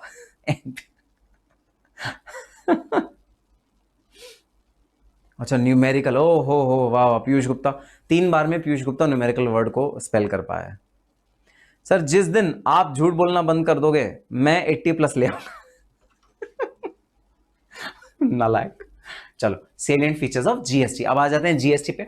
जीएसटी के आने के बाद भाई क्या बेनिफिट हुआ, जीएसटी के आने के बाद क्या क्या पॉजिटिव चीजें हुई, भाई हमारे जो इनडायरेक्ट टैक्स था उसमें क्या पॉजिटिव चीजें हुई जीएसटी के आने के बाद। अब हम वो चीज पढ़ते हैं। सबसे पहले डेस्टिनेशन बेस्ड टैक्स। अब देखो पहले क्या होता था, मान लो ये मेरी फैक्ट्री है और ये मेरा गोडाउन है, ये मेरा वेयर हाउस है जहां मैं माल को स्टोर करता हूं, ठीक है। ये मेरी फैक्ट्री है, ये मेरा गोडाउन है। फैक्ट्री लोकेटेड है गुजरात में, गोडाउन लोकेटेड है महाराष्ट्र में, और महाराष्ट्र में मेरा ऑफिस है जहां से मैं पूरे इंडिया के ऑर्डर्स लेता हूं और ऑर्डर्स को प्रोसेस करता हूं। मेरी मार्केटिंग टीम यहीं बैठी है, एडवर्टाइजमेंट टीम यहीं बैठती है, तो मेरे लैपटॉप जितने बने हैं वो सब मुंबई से ही पूरे इंडिया में जाते हैं, ठीक है। तो भाई गुजरात में फैक्ट्री है, फैक्ट्री में पूरा माल बना और मुंबई जाके वो बिका, तो एक्चुअली बिकने की जो एक्टिविटी है वो मुंबई से कैरी आउट। पहले 2017 से पहले क्या होता था, गुजरात अपना टैक्स ले लेता था, महाराष्ट्र अपना टैक्स ले लेता, दोनों खुश, दोनों खुश, और जो कंज्यूमर है वो रो रहा है, दो दो जगह टैक्स पे किया एक ही चीज के लिए। अब क्या हो गया जीएसटी आने के बाद, जीएसटी आने के बाद या तो गुजरात से टैक्स लिया जाएगा या महाराष्ट्र से टैक्स लिया जाएगा, दोनों से टैक्स नहीं लिया जाएगा, मल्टी पॉइंट टैक्स नहीं होगा। जीएसटी ने सबसे पहले ये बात बोली, मल्टी पॉइंट टैक्स नहीं होगा, एक ही जगह से टैक्स लिया जाएगा, या तो गुजरात से ले लो या महाराष्ट्र से ले लो, दोनों से लोगे तो आईटीसी का क्रेडिट देना पड़ेगा, ठीक है। तो अब डिसाइड कर लो कि आपका सोर्स बेस्ड टैक्स होना चाहिए, सोर्स मतलब जहां से वो वाली ट्रांजैक्शन उठी, सोर्स बेस्ड टैक्स होना चाहिए, या डेस्टिनेशन बेस्ड टैक्स होना चाहिए। डेस्टिनेशन मतलब जहां वो गुड्स एक्चुअली जा रहा है, जहां वो गुड्स एक्चुअली कंज्यूम हो रहा है, जहां वो गुड्स एक्चुअली में जिसका असल काम होगा, जो मार्केटिंग होगा, डिस्ट्रीब्यूशन होगा, सेल्स होगा, जो उसका असल काम है, वहां से गुड्स का भाई टैक्स मिलेगा, या वहां जहां बन रहा है वहां मिलेगा। लड़ाई शुरू हो गई, सब गवर्नमेंट्स ने मिलकर डिसाइड किया that this should be a destination based tax. मतलब अलग अलग सोर्स स्टेट अपना टैक्स अलग ले रही है, डेस्टिनेशन स्टेट अपना टैक्स अलग ले रही है, ऐसा नहीं होगा। It will be a destination based tax. जो डेस्टिनेशन स्टेट है उसको हमेशा टैक्स रिकवर करने की प्रायोरिटी होगी, उसको हमेशा टैक्स का शेयर मिलेगा। इससे क्या हुआ, लड़ाई टूट गई। जो लड़ाई होती थी ना सोर्स में और डेस्टिनेशन में, उस लड़ाई को खत्म कर दिया गया। अब बहुत इजीली एक ही बेस है, बेस क्या है, बेस है भाई डेस्टिनेशन बेस्ड टैक्स। डेस्टिनेशन जो है वही टैक्स को रिकवर करेगा, ठीक है सर। प्रियांक पटेल कह रहा है आप तो एनपीओ चलाते हो तो हमें रिफंड मिलेगा क्या? पहले कैश क्रेडिट इफेक्ट होती थी, अभी जीएसटी के आने के बाद वो इफेक्ट खत्म तो हो गया, कैश क्रेडिट इफेक्ट। अच्छा चलो फिर destination based tax number 2, one nation one tax. Multiple taxes को खत्म कर दिया गया, इवन जम्मू एंड कश्मीर में ही जीएसटी अप्लाई कर दिया गया, तो वन नेशन वन टैक्स, पूरे नेशन का एक टैक्स रखा गया। अच्छा, डुअल मॉडल रखा गया जीएसटी में, ठीक है, डुअल मॉडल रखा गया जीएसटी में। डुअल मॉडल क्या होता है, एक तो होता है भाई intra state supply of goods and services. Intra state मतलब स्टेट के अंदर अंदर ही जब गुड्स सप्लाई होंगे, जैसे दिल्ली है, दिल्ली में रोहिणी से गुड्स सप्लाई हुआ लक्ष्मी नगर, या दरेगन से सप्लाई हुआ भाई राजौरी गार्डन, पीतमपुरा से गुड्स चले और सप्लाई हुए भाई एम्स मेडिकल, आईएनए। तो इस तरह जब इंटर स्टेट सप्लाई होगी, जब स्टेट के अंदर अंदर सप्लाई होगी, जब दिल्ली के अंदर ही सप्लाई है, जब कोई लड़ाई झगड़ा नहीं है, वहां पर भाई हम बोलेंगे इंट्रा स्टेट सप्लाई। एक ही स्टेट के अंदर अंदर सप्लाई हो रहा है, इंट्रा स्टेट सप्लाई, और वहां पर दो लोगों का हिस्सा होगा, एक तो सेंट्रल गवर्नमेंट का तो हिस्सा होगा ही होगा, ठीक है, और जिस स्टेट में वो ट्रांजैक्शन हो रही है उसकी गवर्नमेंट का हिस्सा होगा। आधा आधा दोनों आपस में डिस्ट्रीब्यूट कर लेंगे, आधा आधा दोनों आपस में डिस्ट्रीब्यूट कर लेंगे। कौन, सेंट्रल गवर्नमेंट और स्टेट गवर्नमेंट दोनों आधा आधा डिस्ट्रीब्यूट कर लेंगे। और जो दूसरा सेल्स होगी वो होगी inter state supply. Inter state supply मतलब जब एक स्टेट से माल दूसरे स्टेट में जा रहा है, जब एक स्टेट से माल दूसरे स्टेट में जा रहा है, इसे बोलते हैं इंटर स्टेट सप्लाई। और इंटर स्टेट सप्लाई में क्योंकि दो स्टेट्स इन्वॉल्व है, अब यहां पर झगड़ा हो जाएगा कि कौन सी वाली स्टेट पहले भाई रिकवर करेगी, तो यहां पर क्या लगता है, आईजीएसटी लगता है पहले, और आईजीएसटी फिर डिस्ट्रीब्यूट हो जाता है, जिस स्टेट का वो हकदार होता है उसको आईजीएसटी दे दिया जाता है। तो इंटर स्टेट सप्लाई जहां आईजीएसटी लगता है, इसके भी दो टुकड़े होते हैं, सेंट्रल गवर्नमेंट को उसका शेयर चला जाता है, स्टेट गवर्नमेंट को उसका शेयर चला जाता है। So inter state supply and intra state supply are the two models under which GST is currently made. ठीक है सर, बात समझ। निशा सिंह कह रही है where they are consumed, very good Nisha, बहुत अच्छे, जहां कंज्यूम होगा वहीं पर भाई। पीओएस, मिदत फातिमा कह रही है POS point of supply, very good very good. तो याद है सबको पॉइंट ऑफ सप्लाई का चैप्टर, इसका मतलब हाँ प्लेस ऑफ सप्लाई का चैप्टर, वेरी गुड। चलो ठीक है, आओ आगे चलते हैं। आगे कहता है इंपोर्ट और एक्सपोर्ट। भाई जो हमारे एक्सपोर्ट्स होते हैं, जरा जिसने भी रेगुलर लेक्चर देखा हुआ है, एक्सपोर्ट्स का जरा हिंदी में नाम बता दो, हम हिंदी में एक्सपोर्ट्स को क्या बोलते हैं। ठीक है, तो इंपोर्ट्स और एक्सपोर्ट्स के केस में क्या होता है, इंपोर्ट एंड एक्सपोर्ट, जो इंपोर्ट होते हैं वो इंटरस्टेट सप्लाई माने जाते हैं। मतलब जब आप देश से बाहर कोई भी सामान भेज रहे हो तो हम उसे इंटरस्टेट सप्लाई मानेंगे कि आपने एक स्टेट से दूसरे स्टेट में सप्लाई करा है, तो इंटरस्टेट सप्लाई मानेंगे। And IGST will be chargeable along with the basic custom duty. तो आईजीएसटी चार्ज करा जाता है भाई इंपोर्ट्स के केस में। हाउएवर जीएसटी ऑन एक्सपोर्ट, जो एक्सपोर्ट होता है it will be a zero rate supply, मतलब उसमें कोई भी आप जीएसटी नहीं पे। अरे वाह वाह वाह, पता लग रहा है ना सब लोग सब लोग देख के आए हुए हैं क्या, रेगुलर बैच जमाई सा दामाद जी, वेरी गुड। जरा वो गाना बता दो कि दामाद जी वाला कौन सा गाना हमने रेगुलर क्लास में सुना था, हैं एक्सपोर्ट के लिए, एक्सपोर्ट जब आते थे तो हम उन्हें कैसे उनका स्वागत करते थे। वेरी गुड, अंजलि ने बिल्कुल सही बोला है। दामाद जी अंगना में पधारे, दामाद जी लगते सबको प्यारे, दामाद जी, वाह वाह वाह, सबको याद है भाई, सबको, वेरी गुड, नालायक सारे के सारे। चाहे प्रोविजन जीएसटी के याद ना हो तुम लोगों को, है ना, वो पूछूंगा वो नहीं याद आएंगे, लेकिन दामाद जी का गाना पूरा याद है क्योंकि सर आपने क्लास में गाया था, है ना। नालायक, ओ दीक्षा, नालायक दीक्षा जा कह रही है ला ला ला। अरे साउंड इफेक्ट देने को नहीं कहा तुम्हें, ला ला ला, दीक्षा कह रही है ला ला ला। नालायक, चुप रहो, कोई गाना वाना नहीं लग रहा। रेट ऑफ जीएसटी, जीएसटी कौन कौन से रेट्स पे भाई लगता है आज के डेट में हिंदुस्तान में, कौन कौन से रेट्स हैं जीएसटी के ऊपर। तो देखो नालायक नरमन कह रहा है घर वाले सुन रहे सॉन्ग गाओ गाओ। नालायक नमन, जब घर वाले होते हैं तो ईयरफोन लगा के क्लासें लेते हैं, ठीक है, वो कहेंगे कैसे नालायक टीचर से तुमने क्लासें ले ली, रिफंड करवाओ पैसा अपना, नालायक। Rate of GST, the rate of GST R, तो इंडिया में आज के डेट में जो जीएसटी के रेट हैं वो है 0.5%, 3%, 5%, 12%, 18% और 28%। ये रेट हैं जीएसटी के जो हिंदुस्तान में आज की डेट में है। अलग अलग गुड्स पे, अलग अलग सर्विसेज पे अलग अलग रेट हैं। ये रेट अगर इंट्रास्टेट सप्लाई के हैं तो ये दो पार्ट्स में डिवाइड हो जाते हैं, जैसे 28% जो है वो 14% और 14% में डिवाइड हो जाता है, 18% जो है वो 9% और 9% में डिवाइड हो जाता है। तो कुछ पोर्शन सीजीएसटी के पास जाता है, कुछ पोर्शन एसजीएसटी के पास जाता है। तो जो हमारे टैक्सेस हैं वो डिवाइड हो जाते हैं, इंडायरेक्ट टैक्सेस जो हैं वो अलग अलग डिवाइड हो जाते हैं अगर वो इंट्रा स्टेट सप्लाई में होते हैं। तो अगर ये इंटरस्टेट सप्लाई है तो आईजीएसटी लगता है, आईजीएसटी में कॉमन एक ही रेट लगता है जो रेट हम पे कर देते हैं गवर्नमेंट ऑफ इंडिया के पास। ठीक है सर, बात समझ में आ गई। Now tax on value of supply, भाई वैल्यू ऑफ सप्लाई पे टैक्स लगाया जाता है, जो भी आपकी सप्लाई की वैल्यू निकल के आती है, जो भी गुड्स एंड सर्विसेज की वैल्यू निकल के आती है उस पर भाई टैक्स लगाया जाता है। ठीक है, साकिब कह रहा है एक बार वो बोलो ना, ना ना ना ना ना ना, क्या मुझे नहीं याद आ रहा कुछ। ईयरफोन कान में डाले डाले कान दुख गए सर। अच्छा, लेकिन नालायक जब मैं ऐसी कोई नालायक की भरी बात कर रहा हूं या जब उल्टे सीधे कुछ गाने गा रहा हूं तब तो डाल लिया करो ईयरफोन। सर क्या गाने गाते हो, वैभव हरवानी कह रहा है नालायक।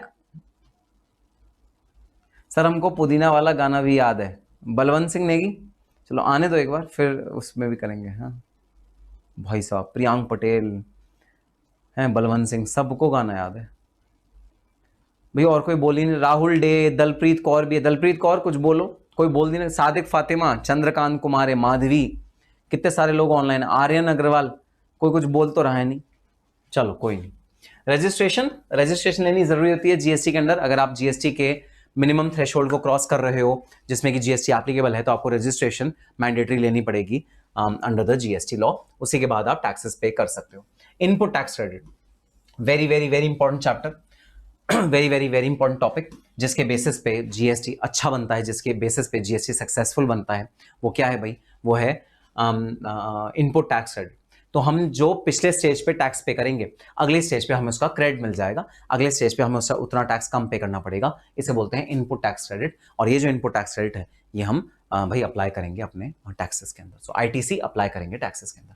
Free flow of credit, credit का फ्री फ्लो जीएसटी में भाई होता है, मतलब एक पर्सन से दूसरे पर्सन पे जब गुड्स जाएंगे तो भाई क्रेडिट का फ्री फ्लो होगा, एक पर्सन से आगे आगे आगे आगे भाई हमारा जो क्रेडिट है वो चलता चला जाएगा। आप जो गुड्स हैं, गुड्स को आप दिल्ली से वो गाना है ना, दिल्ली से गई पूना, पूना से गई पटना, पटना से गई फिर भी न मिला सजना, बिल्कुल वैसा गाना है। वही गाना हमारे गुड्स पे बोला होता है। गुड्स एक स्टेट से दूसरी स्टेट पे गए, दूसरे स्टेट से तीसरे स्टेट पे गए, स्टेट से चौथी स्टेट पे गए, चौथी स्टेट से पांचवी स्टेट पे गए। जहां जहां गुड्स ट्रैवल होने हैं वहां वहां आईटीसी का क्रेडिट फ्लो होता चला जाएगा। मतलब आपको टैक्स ऑन टैक्स देने की जरूरत नहीं है और हम आईटीसी का क्रेडिट हर जगह लेते चले जाएंगे। So free flow of credit is there in case of GST. इसका सबसे बड़ा फीचर है, सबसे बड़ा फीचर है, ठीक है। It is a chain that flows for ITC. Very good, Avisha ने बहुत बढ़िया बोला है भाई, वेरी गुड अविशा। चलो अब देखते हैं कौन कौन से टैक्सेस हैं जो जीएसटी आने के बाद जीएसटी में समा गए, जीएसटी के अंदर प्रवाहित हो गए। वो कौन कौन से टैक्सेस हैं देखो जरा भाई। जीएसटी से पहले इतने सारे टैक्स लगते थे, मतलब तुम गुड बना रहे हो एक, टैक्स लग रहे हैं 50। गुड बन रहा है एक, ये इतनी मतलब नाइंसाफी होती थी 2017 से पहले इंडिया में। और मैं गवाह हूं इस नाइंसाफी का कि मैंने तो इनवॉइस देखा है जहां एक ही इनवॉइस पे अलग अलग टैक्सेस लग रहे हैं। बहुत बुरा हालत थी जीएसटी आने से पहले, जब मल्टीपल टैक्सेस लगते थे। Central excise duty, additional duty of excise, excise duty under medicinal toiletries preparation act, additional duty of customs, service tax, surcharges and cess. So these are the central government के taxes जो लगते थे। फिर state government अपने अलग tax लगाती थी, central government अलग टैक्स लगाए, स्टेट गवर्नमेंट अलग टैक्स लगाए। State VAT, sales tax, central sales tax, purchase tax, entertainment tax, luxury tax, entry tax, tax on lottery. अब तुम लोग मुझे बता दो, ठीक है, चैट बॉक्स में जवाब दो, क्या ये सारे के सारे टैक्स जीएसटी के आने के बाद नेस्ते नाबूद हो गए, खत्म हो गए? जरा चैट बॉक्स में जवाब दो। जीएसटी आने के बाद क्या ये सारे के सारे टैक्स खत्म हो गए जीएसटी आने के बाद? चैट बॉक्स में जरा बात बता दो, जीएसटी आने के बाद क्या ये सारे के सारे टैक्स खत्म हो गए? इनको काटा लगा दूं सारे के सारे टैक्स पे हैं जीएसटी आने के बाद, क्या ये सारे के सारे खत्म हो गए? ना ना ना ना ना ना, वेरी वेरी गुड। अरे देखो सब ना ना ना ना ना ना रे ना रे ना रे ना ना ना ना ना रे ना रे ना, वो साडे नाल रहोगे ते ऐश करोगे, सबका आ रहा नहीं। वेरी गुड जवाब, बहुत अच्छे भाई।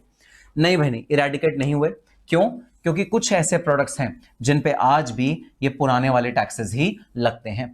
जरा चैट बॉक्स में अगर तुम्हें याद है कुछ ऐसे प्रोडक्ट के नाम बता दो जो बेचारे मायूस, बेचारे पुराने, बेचारे ऐसे प्रोडक्ट जिन पे अभी भी ये पुराने वाले टैक्स लग रहे हैं, जिन पे अभी भी कैस्केडिंग इफेक्ट या टैक्स ऑन टैक्स का इफेक्ट लग रहा है। वो कौन से वाले प्रोडक्ट हैं? जरा चैट बॉक्स में उनके एक दो के नाम बता दो। एक दो ऐसे प्रोडक्ट जिन पे अभी भी पुराने वाले टैक्स लग रहे हैं, जीएसटी जिन पे एप्लीकेबल नहीं होता, जरा चैट बॉक्स पे नाम बता दो। ड्रिंक, ये कौन सा गुड हुआ भाई? ड्रिंक, हाँ, liquor is the right answer, बिल्कुल। पेट्रोलियम इज द, अपने लिए तालियां बजा दो। Alcohol for human consumption, very good. Drink, Anjali कह रही है ड्रिंक, नालायक अंजलि, ड्रिंक क्या होता है? अल्कोहल बोलो, alcohol, alcohol for human consumption, petroleum और पेट्रोलियम प्रोडक्ट्स, इस तरह के बहुत सारे गुड्स हैं जिन पे अभी भी पुराना जो एक्साइज, हाँ 5 petroleum products, very good very good very good, perfect answer है भाई। देखो पता लग रहा है कि तुम सब ऑलरेडी पूरा का पूरा जो अपना नॉर्मल वो है वो कोर्स करके आ रहे हो, वेरी गुड। इतनी देखो बेसिक नॉलेज होनी चाहिए, लिकर, वेरी गुड, परफेक्ट, ठीक है। तो अभी भी कुछ गुड्स हैं जिन पे लग रहे हैं, लेकिन मेजरली सारे गुड्स पे अब पुराने वाले टैक्स खत्म हो गए, नए वाले टैक्स आ गए हैं। अब ये हैं कुछ भाई ऐसे टैक्सेस जिन पे अभी भी पुराने वाले जो टैक्सेस हैं वो नहीं गए, ठीक है। कौन से टैक्सेस अभी भी नहीं गए? सेंट्रल कस्टम ड्यूटी अभी भी नहीं गई, अगर आप एक्सपोर्ट कर रहे हो गुड्स पर उस पर कस्टम ड्यूटी लगेगी, ठीक है। स्टेट एक्साइज ड्यूटी नहीं गई on certain goods. Stamp duty नहीं गई अभी, स्टैम्प ड्यूटी आपकी लगती है जब आप कोई भी अग्रीमेंट कर रहे हो, डीलिंग कर रहे हो, कॉन्ट्रैक्ट बना रहे हो, उस पर आपको स्टैम्प पेपर खरीदना पड़ता है, स्टैम्प ड्यूटी लगती है। प्रोफेशनल टैक्स अभी भी है, मोटर व्हीकल टैक्स अभी भी है, export duty, anti dumping duty, safeguard duty, तो ये सारी एक्सपोर्ट से रिलेटेड ड्यूटी अभी भी आपके पास है। बट फिर भी मेजरली बहुत बड़ा अचीवमेंट है भाई गवर्नमेंट ऑफ इंडिया के लिए, ठीक है। मेजरली उन्होंने अपना वन टैक्स वन नेशन का सपना साकार किया और बहुत ही अच्छे से साकार किया। तो आज आप तो हमेशा अपने लिए तालियां बजाते हो ना, तो आज भारत सरकार के लिए तालियां बजाओ, सब लोग तालियां बजाओ भारत सरकार के लिए कि उन्होंने एक इतनी बड़ी जनसंख्या वाले देश में एक इतना बड़ा रेडिकल चेंज इन्फ्यूज किया और वो सक्सेसफुली उसको इंप्लीमेंट किया, जिसका नाम है जीएसटी। तो तालियां बजाओ जरा आज भारत सरकार के लिए।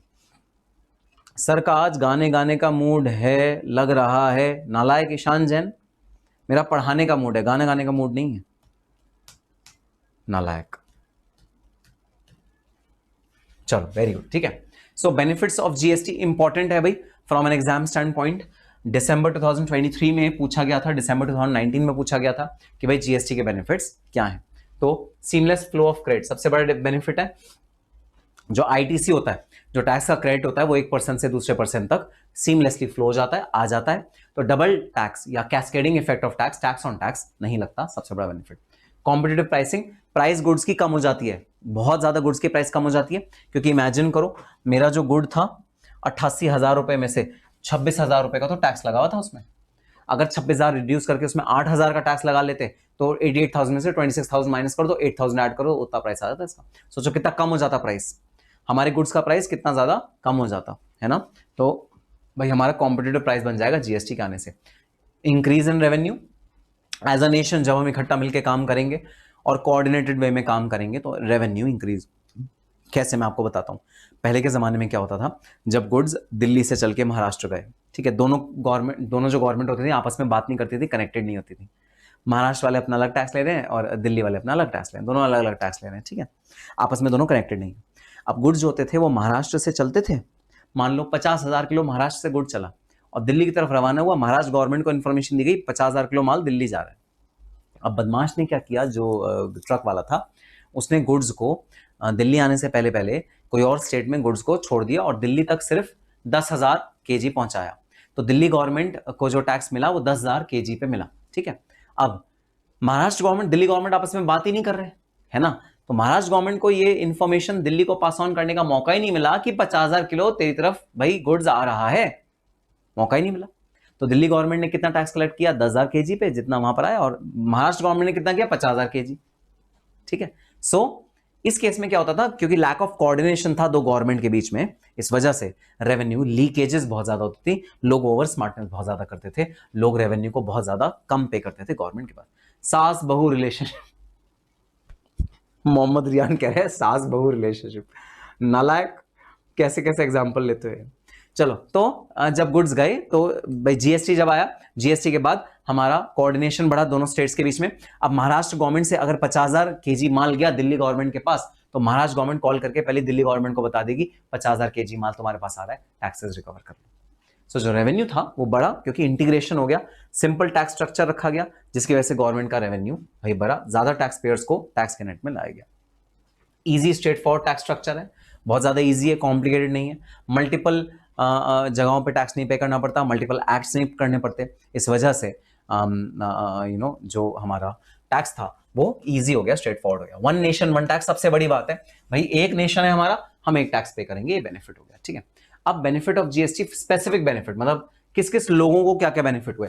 बिजनेसमैन को कोई बेनिफिट हुआ, हाँ जी बहुत तगड़ा बेनिफिट हुआ, कंप्लायंसेस इजी हो गए। जहां पहले 4 टैक्स पे करने पड़ते थे एक गुड को बनाते हुए, 4 रिटर्न भरनी पड़ती थी, 4 लोगों को इंटीमेट करना पड़ता था, 4 जगह चालान भरना पड़ता था, 4 डिपार्टमेंट में जाना पड़ता था और लाइजनिंग करनी पड़ती थी, अब सिर्फ एक में जाना है, GST department, that's it, nowhere else. So very very important, easy compliance, uniformity of tax rates and tax structure. अब क्या है, हमें पता है हमारा लड़का लड़का है या लड़की, हमें पता है, हमें कंफ्यूजन नहीं है भाई, रोहित शर्मा लड़का है लड़की, हमें पता है, हमें कंफ्यूजन नहीं है। पहले क्या होता था, एक्साइज ड्यूटी अलग, सर्विस टैक्स अलग, एक्साइज ड्यूटी हमने अलग बातें कर रहा है, सर्विस टैक्स अपनी अलग अलग बातें कर रहा है। अब तो एक ही टैक्स हो गया, जीएसटी टैक्स, है ना। तो अब जब एक ही टैक्स हो गया जीएसटी टैक्स, कंफ्यूजन खत्म हो गया बिजनेसमैन के लिए। बिजनेसमैन के लिए टैक्स रेट में यूनिफॉर्मिटी आ गई, टैक्स के स्ट्रक्चर में यूनिफॉर्मिटी आ गई। अब बिजनेसमैन को पता है कि मेरे को कितना टैक्स देना है और क्या बोल के टैक्स देना है, क्या गुड्स बोल के टैक्स देना है या सर्विसेज बोल के टैक्स देना है, ये पता लग गया हमको अच्छे से, ठीक है, ठीक है सर। मॉम एंड रेखा बुआ रिलेशनशिप, ओमकार कर रहा है। चलो next, removal of cascading effect. Cascading effect होता है भाई टैक्स ऑन टैक्स, जब आप एक ही टैक्स पे मल्टीपल टैक्सेस लगाते जाते हो उसे बोलते हैं टैक्स ऑन टैक्स। तो आपका कैस्केडिंग इफेक्ट खत्म हो गया, मल्टीपल टैक्सेस आपको लगाने अवॉइड हो गए। इंप्रूव कॉम्पिटिटिवनेस, अब ऑब्वियसली जब प्राइस रिड्यूस होगा, जब ट्रांजैक्शन कॉस्ट रिड्यूस होगी, जब प्राइस रिड्यूस होगा तो कॉम्पिटिटिवनेस बढ़ेगी, मतलब हमारा जो गुड्स है वो और ज्यादा अच्छे से मार्केट में चलेगा, वो और ज्यादा भाई सस्ते प्राइस पे मार्केट पे चलेगा। तो क्योंकि सस्ते प्राइस पे मार्केट में चलेगा, हम ज्यादा प्रोडक्ट बेच पाएंगे अपने प्रोडक्ट का, तो ये हमारे लिए benefit. Gain to manufacturers and exporters, exporters और मैन्युफैक्चरर्स को बहुत ज्यादा बेनिफिट हुआ, क्योंकि बहुत सारे टैक्सेस को सब्ज्यूम कर दिया गया एक ही टैक्स में। तो कॉम्प्रिहेंसिव जीएसटी का लॉ बनाया गया और सीएसटी को हटा दिया गया। सारे जो भाई मल्टीपल टैक्सेस थे उनको हटा दिया गया और एक टैक्स रखा गया। उस टैक्स का नाम क्या रखा गया? उस टैक्स का नाम रखा गया जीएसटी। तो ये मैन्युफैक्चरर्स के लिए बहुत ज्यादा फायदे की बात। अच्छा, गवर्नमेंट को भी कोई फायदा हुआ क्या? सेंट्रल गवर्नमेंट, स्टेट गवर्नमेंट को? हाँ जी हाँ, फायदा हुआ। पहले आपस में लड़ते रहते थे, लड़ाई करते रहते थे, तूने वैट लिया है, तू क्रेडिट दे, मैं क्यों दूं, मेरा ये वैट है, ये वैट मुझे दे, ये वैट तेरा नहीं है, ये वैट मेरा है, डेस्टिनेशन बेस्ड टैक्स होना चाहिए, सोर्स बेस्ड टैक्स होना चाहिए। ऐसे लड़ते रहते थे पहले गवर्नमेंट्स। जिसने पहले टैक्स छीन लिया उसने छीन लिया, अपने पास रख लिया, और बेचारा जो टैक्स पेयर होता था उसे कई बार दो बार टैक्स पे करना पड़ता था। तो गवर्नमेंट आपस में लड़ती रहती थी पहले, कोई कोऑर्डिनेशन नहीं था, सबके अलग अलग एक्ट बने हुए थे, कुछ ने अपने एक्ट में कुछ और कहा था, कुछ ने अपने लॉ में कुछ और कहा था, सब लड़ाई झगड़ा कर रहे थे, chaos था पूरी कंट्री में। So this was the kind of situation, but after GST it was simple and easy to administer because it was one nation one tax. तो सेंट्रल गवर्नमेंट और स्टेट गवर्नमेंट एक ही प्लेटफॉर्म पे आए। हालांकि ये बड़ी मुश्किल बात थी कि स्टेट गवर्नमेंट और सेंट्रल गवर्नमेंट एक ही प्लेटफॉर्म पे आए और बातें माने एक दूसरे की, लेकिन आए वो, और रोबस्ट सिस्टम बनाया गया टैक्सेस को कलेक्ट करने का। बेटर कंट्रोल ऑन लीकेजेस, जो लोग टैक्सेस को चुराते थे उनकी पकड़ाई अब ज्यादा भाई अच्छे से होने लगी, क्योंकि इंफॉर्मेशन फ्री फ्लो में एक दूसरे गवर्नमेंट के पास बांटने लगे, गवर्नमेंट एक दूसरे से बात करने लगे, कॉलिंग पे बात करने लगे। हाँ भैया 50,000 किलो मटेरियल लेके वो दिल्ली जा रहा है, जरा देख ले तेरे पास 50,000 किलो आया या नहीं आया। बात करने लगे, कम्युनिकेशन होने लगी, ऑनलाइन सारी कम्युनिकेशन थी, IT एनेबल्ड, तो लीकेज रोकी गई। हायर रेवेन्यू एफिशिएंसी, गवर्नमेंट के पास रेवेन्यू डेफिनेटली इंक्रीज हुआ। Boost make in India initiative, तो मेक इन इंडिया इनिशिएटिव को बूस्ट मिला। क्यों? क्योंकि मेक इन इंडिया के तहत हमें प्रोडक्ट अपने यहाँ बनाने थे, उनकी प्राइसिंग कम हुई जीएसटी के आने के बाद, तो हम उन प्रोडक्ट्स को बना के बाहर भी बेचने लगे, एक्सपोर्ट करने लगे। अच्छा, कंज्यूमर का क्या बेनिफिट हुआ? कंज्यूमर का सबसे पहले तो बेनिफिट हुआ, प्राइस कम हो गया भाई। मैं कंज्यूमर बेचारा 88,000 रुपए का लैपटॉप खरीदा, उसमें से 26,000 रुपए का मुझे इंडायरेक्ट टैक्स पे करना पड़ता था, मेरे लिए प्राइस कम हो गया, सबसे बड़ा बेनिफिट ये। तो कंज्यूमर का सबसे बड़ा benefit, single transparent tax proportionate to the value of goods. मेरे को एक बार टैक्स देना है और मुझे पता है कितना टैक्स देना है, और वो मेरे वैल्यू ऑफ गुड के अकॉर्डिंग है, जितना मेरे गुड की वैल्यू है उसके अकॉर्डिंग मेरा टैक्स है। ज्यादा टैक्स मैं नहीं पे कर रहा, कम टैक्स पे कर रहा हूं। दूसरा बेनिफिट, ओवरऑल टैक्स बर्डन कम हुआ, जो टैक्स का अमाउंट था वो रिड्यूस हो गया बहुत ज्यादा एज अ कंज्यूमर।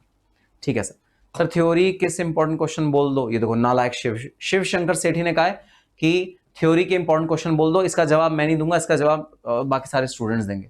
स्टूडेंट्स जरा जवाब दे दो शिव शंकर सेठी का, कि आईडीटी के इंपॉर्टेंट क्वेश्चन पूछ रहा है वो। अब गवर्नमेंट को नेटवर्क आया, जी हाँ बिल्कुल मनीष सही कह रहा है। अब गवर्नमेंट का ना नेटवर्क, जैसे टॉइंग टॉइंग टॉइंग टॉइंग, आपने क्रिश देखी होगी तो, है ना, क्रिश देखी है, उसमें एकदम नेटवर्क मिल जाता था, कैसा होता टॉइंग टॉइंग टॉइंग टॉइंग। तो वो पूरा गवर्नमेंट को नेटवर्क आपस में मिल गया, और गवर्नमेंट को जो नेटवर्क आपस में मिला, सारी गवर्नमेंट्स आपस में कनेक्ट हो गई। ये हुआ स्टेट गवर्नमेंट सारी सारी आपस में कनेक्ट हो गई, बहुत ज्यादा बेनिफिट हुआ। Very good, perfect. ठीक है, तो आगे कह रहे हैं हाँ फॉर द कंज्यूमर। ठीक है, अब ये लिख लो, वेरी वेरी इंपॉर्टेंट। ठीक है, पिछले कई सारे टाइम से बराबर इस वाले टॉपिक से क्वेश्चन आ ही रहा है, और प्योर थ्योरी है। ठीक है, आपका जो फर्स्ट चैप्टर है ना, उसमें से आप समझ लो 4 से 5 नंबर की थ्योरी एक्सपेक्टेड है, जो आपकी मिल जाएगी। ठीक है, तो 5 से 6 नंबर की थ्योरी एक्सपेक्टेड है।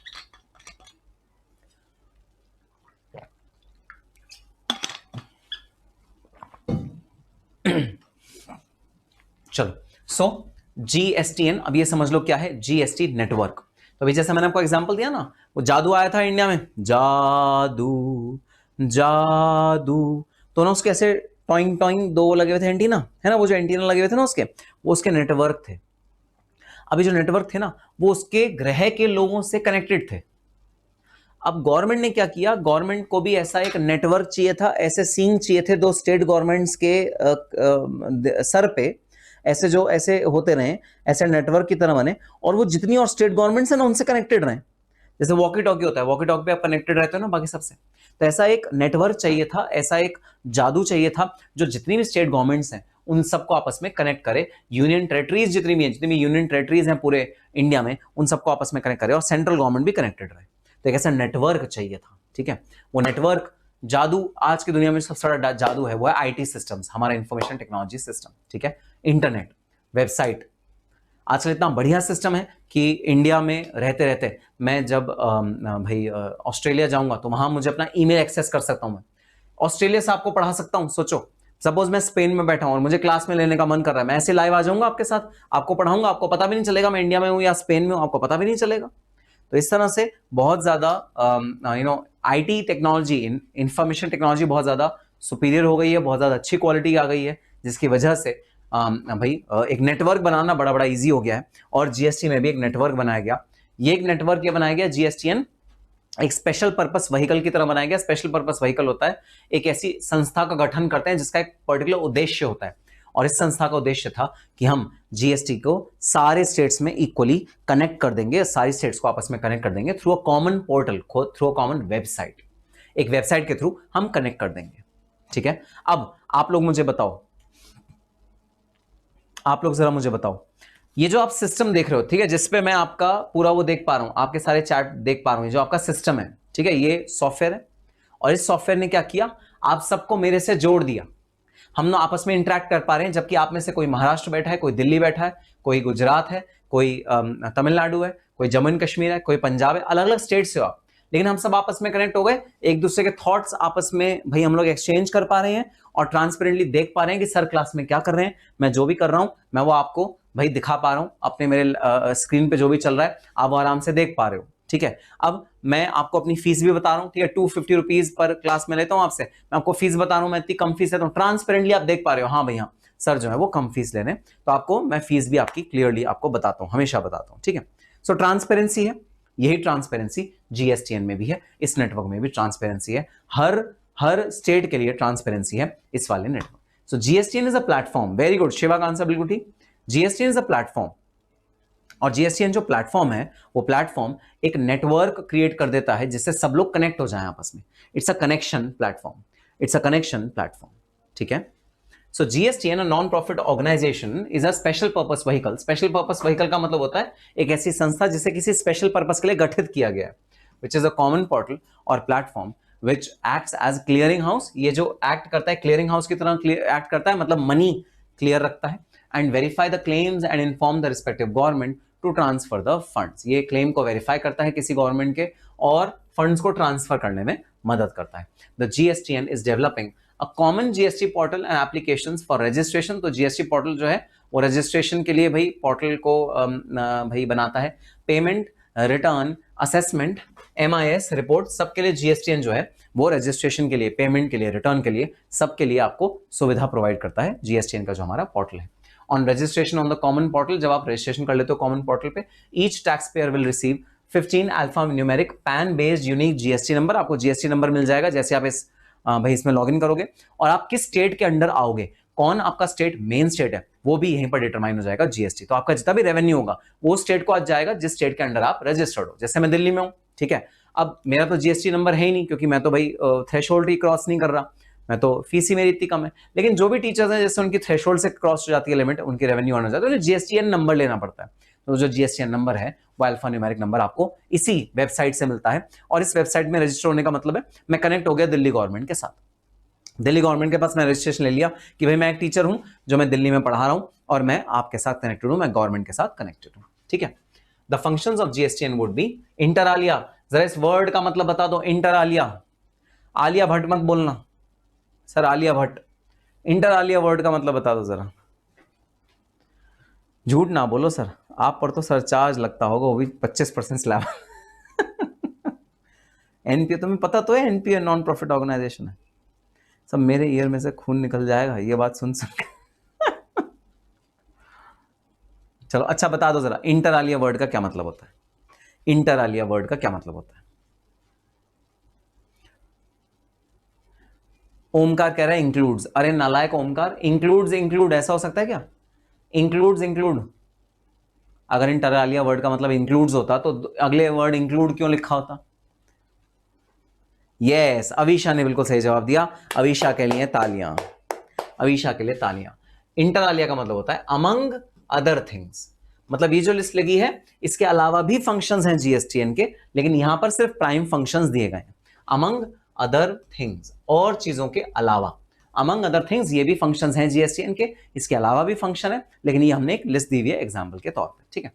फैसिलिटेटिंग रजिस्ट्रेशन, रजिस्ट्रेशन करवाओ भाई, जो लोगों की भी टोटल रेवेन्यू जो टर्नओवर होता है 20 लाख से ऊपर होता है, जैसा कि एक लिमिट है, तो आपको रजिस्ट्रेशन लेना पड़ेगा, साइट पे जाके करोगे। फॉरवर्डिंग रिटर्न्स, रिटर्न्स दो सेंट्रल गवर्नमेंट स्टेट गवर्नमेंट को, कंप्यूटेशन करो, आईजीएसटी को जो दो टुकड़ों में डिवाइड करना है, सेंट्रल गवर्नमेंट को स्टेट गवर्नमेंट को, कंप्यूटेशन करो। Matching of tax payment details with banking network, जो टैक्स भाई पे हुआ है, जो टैक्स रिसीव हुआ है उसको आप बैंकिंग नेटवर्क से कंपेयर करो कि बैंक में भी उतना ही टैक्स भाई पे हुआ है या नहीं।